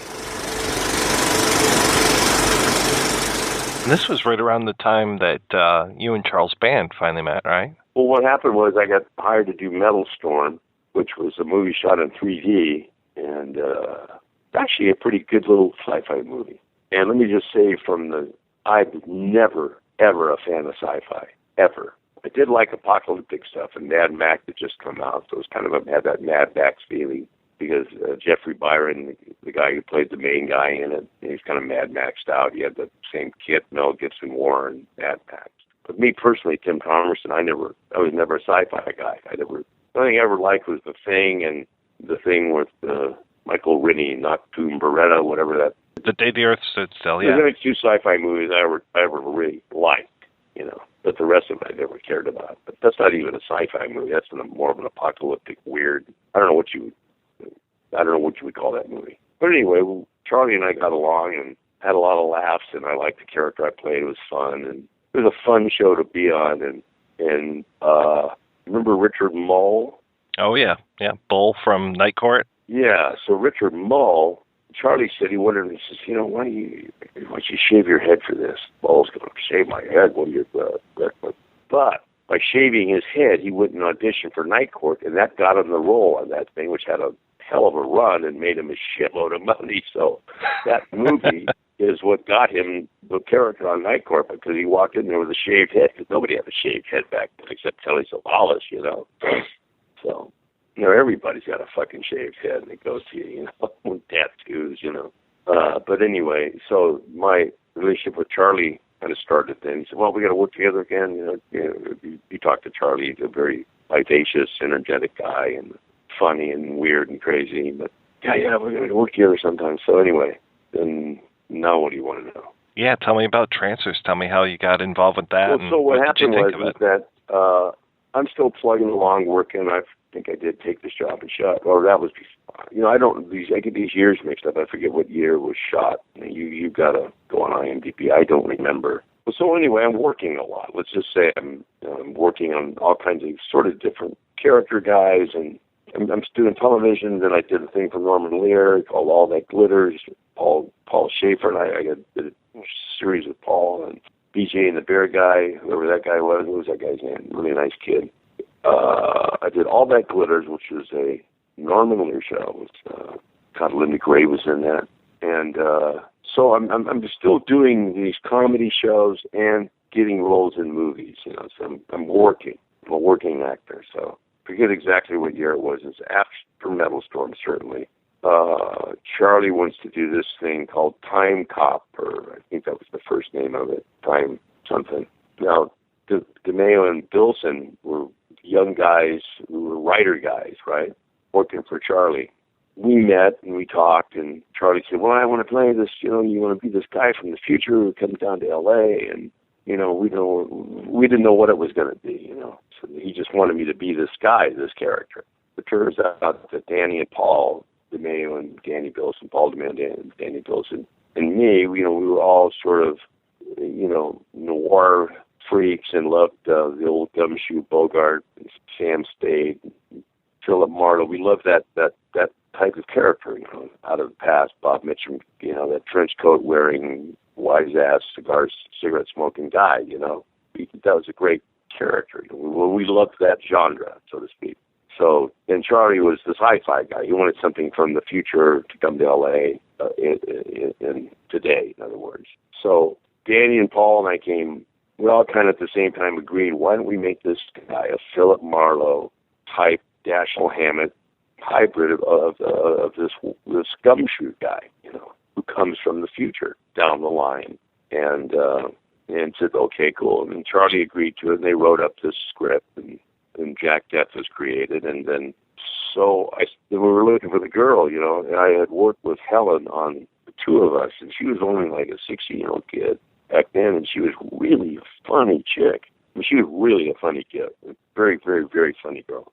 So we got along, working on that show, and I remembered her. I said, you know what, man, I know there's this actress out there because we really needed an L.A. girl, and she grew up in L.A. She's a real, she grew up out in the valley, like Jodie Foster. They grew up out in the San Fernando Valley. And I said, this really needs somebody who really knows L.A. and who's an L.A. chick. That's what you need for this character, for my character to bounce off of, So I said, get to bring this kid Helen Hunt in, She was like 21 then. Yeah, because she had turned 21. And so I said, well, it's got to be her. She's the girl, And so she got the role, and then the rest is history. And Charlie had a great DP. Charlie had great technical guys working for him at one time. Don Burgess was one of his cameramen, and Mac Ahlberg was this great DP who was Ingmar Bergman's first DP, and he was starting to shoot stuff in Sweden. And Mac had told Ingmar Bergman, I'm going to go down into Italy and Spain and start shooting commercials, and that's when Sven Nykvist took over. So there was a pedigree there along the line, and then Charlie's father, if you know who he is, Albert Band, produced a lot of, Charlie grew up in Rome, on the sets of, Leone, and he had a connection with making movies in Italy, He had this European connection. But anyway, the guy, Mac Ahlberg, was a really good DP. Because if you look at Trancers, it's really well shot for back then, So we pounded out that first Trancers, and it wasn't a hit or anything, but it became this, kind of a cult thing, It was always well reviewed, and then things were changing in the business. The video world was coming in. The video sales. The big DVDs or VHS things were. So then Trancers 2 came along, and going back to the original Trancers, I just want to say the chemistry that you have amongst all the cast just is pitch perfect. I mean, the scenes that you and Helen have together, the scenes with you and Art LaFleur, Thelma Hopkins, so good. Did you guys do a lot of rehearsals for this, or how did you get that chemistry? I think that we were all pretty conscientious of that we want this to work. Art, who's a very good actor and a very conscientious actor, and Thelma just had a natural talent because she was from Tony Orlando and Don, so she was always spot on. She never missed a beat. We would go and rehearse. I think I remember we'd go off on our own and we'd rehearse to make sure we got the lines down right, And each of us had a very specific guy to play. Art's guy was that almost William Bendix type character, and I was that goofy guy I was playing was, it's whatever that guy was, who Jack Deth was, that wisecracking cigarette guy. It just all seemed to work, and we were having a lot of fun, and And you know, it's a low budget, and I didn't even know what the budget was, but you know, we didn't have a lot of time to screw around. And Helen was very handy and very smart actress because she'd been acting since she was a kid. So those scenes between she and I, we just sort of clicked, and we were just all kind of excited to just be working, actually. And it was fun to do. It was a fun movie, and so when you're having fun, I think it comes through. Yeah, the chemistry did work with all the actors, and then Biff Maynard, who I knew from grew up in San Diego, we knew each other, had known one another for years, so anything with him was spot on. We knew how to behave with each other, you know. What's interesting about doing a movie is that you never know who your fellow actor, who they studied with, or what their technique's going to be. But, you know, when you're shooting movies, you don't have time for anything but to get the shit right. You know, you can't go off and have what's my motivation and why is my character doing this? And that's how I was taught. You don't want to waste time. You better do your homework at home and come to work prepared on the set and hit your mark and say your words and let's get it done, you know. It just seemed to just all come together, and I think you see it in the movie. And we were having fun, and it was shot during the time of the Olympics, so the streets were empty in Los Angeles. You know, it was kind of a cool time to shoot a movie because L.A. is such a god-awful place. And the locations were great, and the action, and certainly Chinatown helped, had a great look to it, you know, and it was a silly thing, you know, guy going down the line, but it was a pretty hip kind of movie, you know. You kind of became the go-to guy a little bit for Charles Band in these productions with like Zone Troopers and Doll Man and all these. How was that working, being like the face of Full Moon? Well, yeah, one of them, and then certainly Jeffrey Combs too, and he's one of the great fiends of all time and a very funny man. But yeah, you know, and then Zone Troopers, I mean, that was a love fest, you know, going to Rome and shooting that because, you know, Danny and Paul, and the same thing, you know, Charlie wanted Charlie wanted to shoot a thing in Rome, and it was cheap to shoot there, so he had some studio we actually shot at Cinecittà, and that was a great experience because we were all, once again, World War II freaks, and my dad was a career Navy man, was in World War II. I was in the service, so I kind of knew how to play those guys, you know. I knew feeling, and I just wanted to do combat. Remember the show Combat with, I don't know how old you are, but there was a TV show called Combat with Dick Morrow. Oh, yeah, yeah. Okay, well, that was, you know, that and the character of Steve McQueen and Hell is for Heroes, that was my template for that guy that I played. And then that was just fun doing that, you know, doing a World War II movie in Rome. Yeah, come on, I mean, it was, you know, the only thing I always regretted in that is that there was going to be a motorcycle. I told Danny I got to write a motorcycle thing, like a tribute to McQueen and The Great Escape. Like, get on a bike and I'm being chased by these guys. You know, it never worked out. So because I was really tuned up with the dirt bikes, and I could really slide it around pretty well, and I was really bummed that I didn't get to do that. Anyway, I was going to say, you could have slid it at 90, right? Like you did. Yeah, I come in and slide at 90, man. Yeah. And then Doll Man came along, which Albert Pune directed, who was another madman of film. Brilliant guy, I thought. What was it like kind of going back and returning as Jack Deth, 4 or 5 more times? Well, the second one I thought was silly and funny and weird and kind of truncated. The third one I thought had a different feeling to it, and because Jack Deth and Lee had split up, and it had a little more pathos, maybe would be the word. And you had Andy Robinson, and it just it had a different feeling to it, you know. 4 and 5 are absolutely ridiculous, I think. I mean, we go to Romania. I'm in Robin Hood land. I mean, how did that all happen? And but the bonus about that is working with this brilliant David Nutter, this director David Nutter, who's gone on to do. I mean, he's just gone on to do some brilliant work, and he was the great thing about being with David in Romania at that time and they were fun to do. I mean, it was just so silly.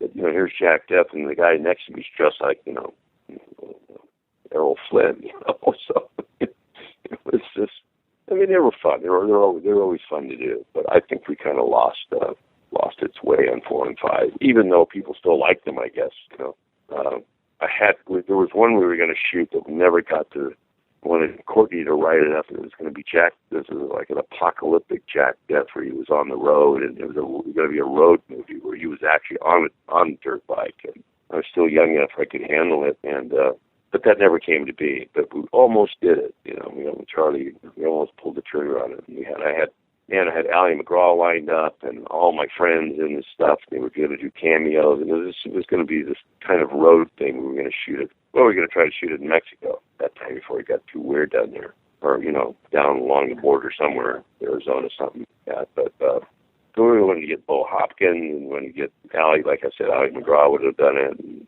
it just would have been neat, but that never came to be. I think doing the last thing with Evil Bong, I just sort of did that. Tommy, I always liked Tommy Chong. He was a cool guy, and then Charlie, favorite, to do it. When it comes to Trancers 2, were you and Richard Lynch on the set at the same time? Oh, yeah. Okay. Oh, yeah. It was great. It was great. But see, when I was in New York, he was one of those actors I used to see walking around. Because they were shooting 7-Ups, and, Godfather 3 was being shot. And so I kind of, I'd see these guys, and I was just, young, I was just a guy waiting tables, going to acting school and doing his comedy, So, yeah, I used to see Lynch and Tom Signorelli, and like I knew Aiello, like I knew him, and I knew Carmine Caridi. I knew some of these guys, So, but yeah, we were on the set at the same time. He was great. Richard was great. A pretty menacing guy. He was a sweetheart of a guy, but nice guy, But another Hollywood, there's another crazed actor, There's a lot of, there's a lot of nutty people in showbiz,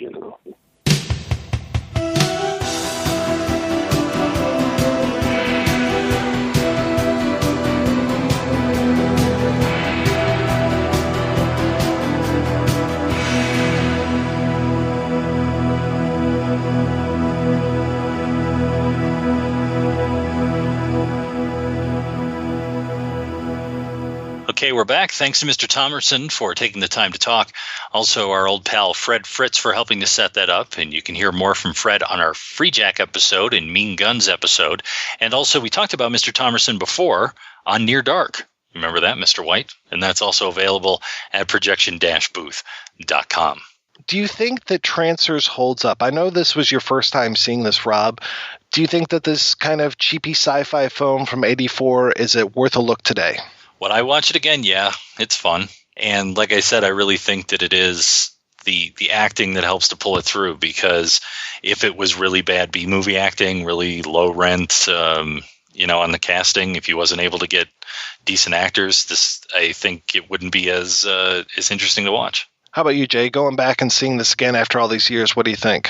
Yeah, I would say it holds up because it doesn't hold up, because it's very dated in a way that's charming. I mean, you can see the influences from the era it was made very clearly, but it's not just a forgettable B-movie because of, as we keep saying, because of Tim Thomerson and Helen Hunt, and their relationship makes the movie a lot more entertaining than it probably was originally conceived to be as. I'm sure it was just like a throwaway Terminator knockoff, but it has a little spark of something more special because of some of the writing and because of those two actors. All right, we're going to take another break and play a preview for next week's show.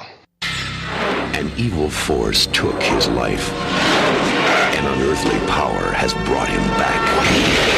He is a phantom, a wraith, a cosmic spirit given another chance. Are you new in town?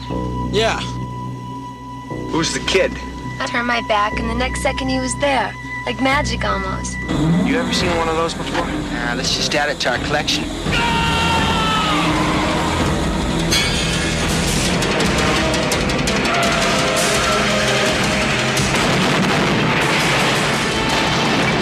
There's a kid out there using his car to kill people. Not that it's such a big deal, since it seems to be your gang he's got it in for. Hold on! Grab the shotgun, Mama Luca.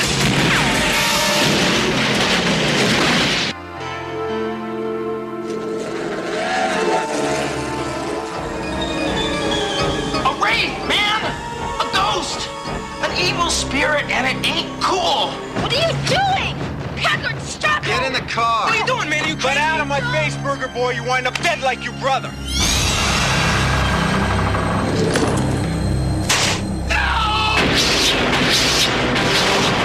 Hey, who is that guy? I don't know, but whoever he was, he's weird and ticked off.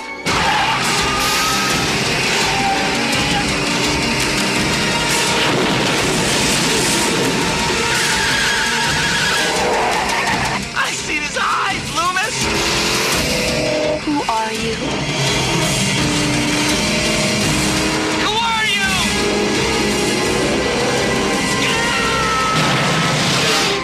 The Wraith. If you've done nothing wrong, you've got nothing to fear. That's right. We're back next week with The Wraith, and you'll get to hear the rest of our interview with director Mike Marvin, the man behind one of my favorite films, Hamburger, the motion picture. Before we go, I want to thank Charles Band and Danny Wilson for coming on the show, and also Tim Thomerson, and Mr. Jay Bauman of Red Letter Media. Now, Jay, what have you been up to over there, sir? We're just continuing to make web videos, and we're also in post-production on a feature film called Space Cop, which, oddly enough, is about a future cop that travels back in time. That's pretty much where the similarities to Trancers ends. But yeah, we're doing that, and I've also started a daily vlog on my YouTube channel, which is just J Bauman is one word. Just a few little snippets every day about whatever's on my mind. How did you and Mike and Rich at Red Letter kind of get together? We met a long time ago. There was a message board dedicated to amateur film, which we were all doing at the time, shot on video movies. And we kind of bonded over the fact that we were making fun of everyone else's movies. And I realized we weren't too far apart from each other, so we just started shooting things together. Now, you guys are up in Wisconsin? Yeah, we're in Milwaukee. Actually, it's pronounced Milwaukee, which is Algonquin for the good land. I love the Red Letter aesthetic that you guys have going. I love the reviews, and I like the kind of continuing storyline that you have, as well as the criticism I find to be very inspirational. Well, thank you. Yeah, that's kind of the goal, is to not just talk about movies, but sort of involve filmmaking in what we do. And as for that Mr. Plinkett, how is he to deal with? I don't really talk to him. He stopped talking to me years ago, so I'm not associated with Mr. Plinkett anymore. I let Mike deal with him. That's probably for the best. He's a little rough around the edges. If nothing else, I'm looking forward to the next Star Wars and or Star Trek film to hear from Mr. Plinkett again. Yeah, we'll see. We'll see what happens with Episode 7. I really like what you guys did with Interstellar, by the way. That was a terrific review. Oh, thank you. I don't even remember what we said. I just remember not feeling too strongly one way or the other about the movie. and then also enjoyed the short, Boyhood Redux that you guys did. Oh, yes.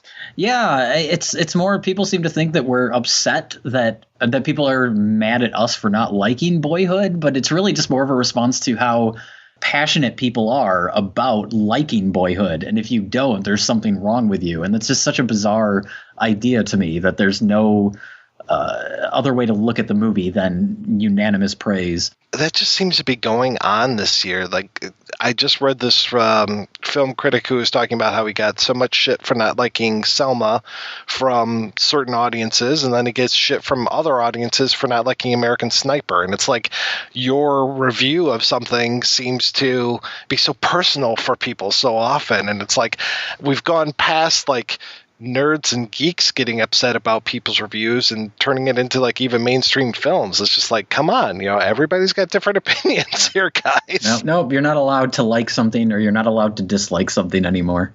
So then you just kind of damn it with faint praise. I guess, yeah. It was good. Yeah. Whatever. Yeah, it was, interesting. It was all right. It was a really good popcorn film, It was very unique.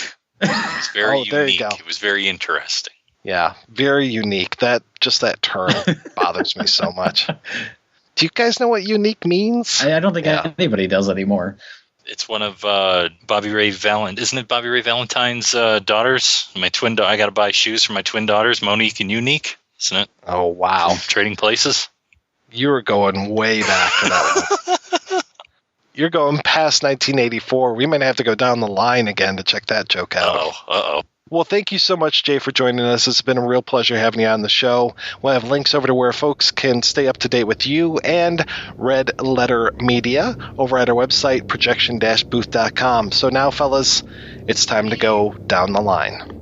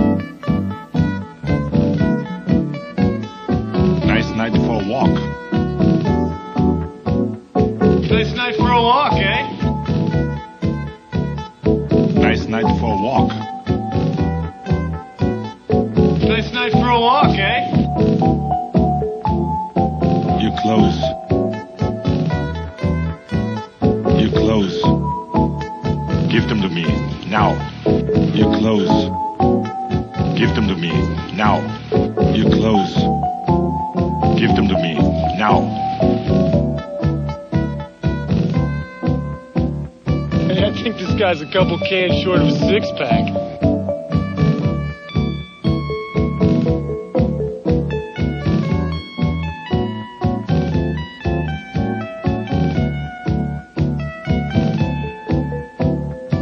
Wash day tomorrow.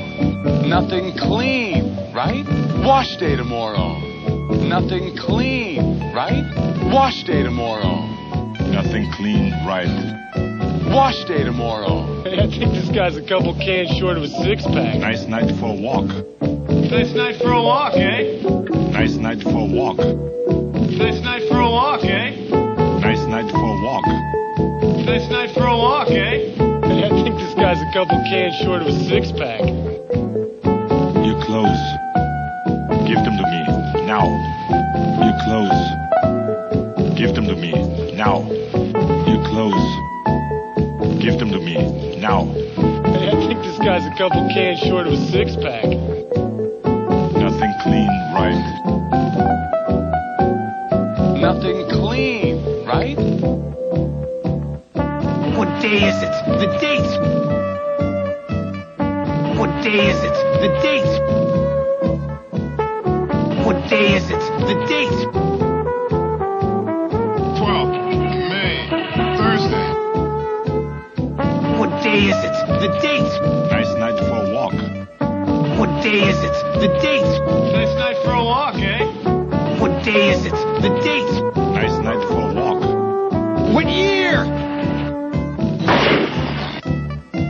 What day is it? The date.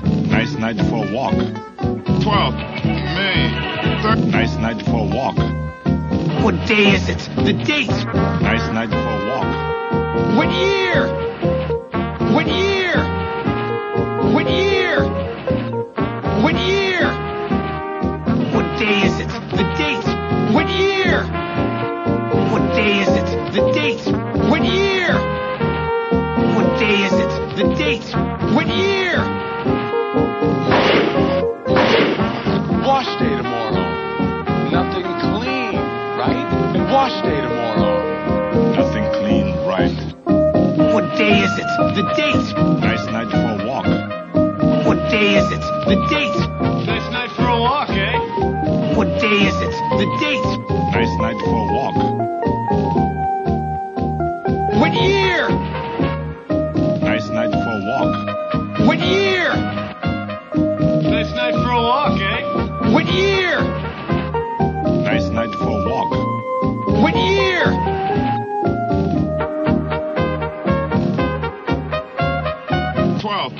May, Thursday. If you enjoy this show and want more people to know about it, head on over to iTunes, leave a comment, and rate it 5 stars. Make sure you like and share us on Facebook, and don't forget to follow us on Twitter. Just search for Christopher Media. Thank you in advance for supporting Christopher Media by clicking on the PayPal button and by clicking through to all the sponsors who support ChristopherMedia.net. Most importantly, we would like to take the time to extend an extra special thanks to you. Christopher Media could not exist without your support. Thank you for visiting ChristopherMedia.net, and thank you for listening. Christopher Media. Let's make some noise. Try hairs for squids.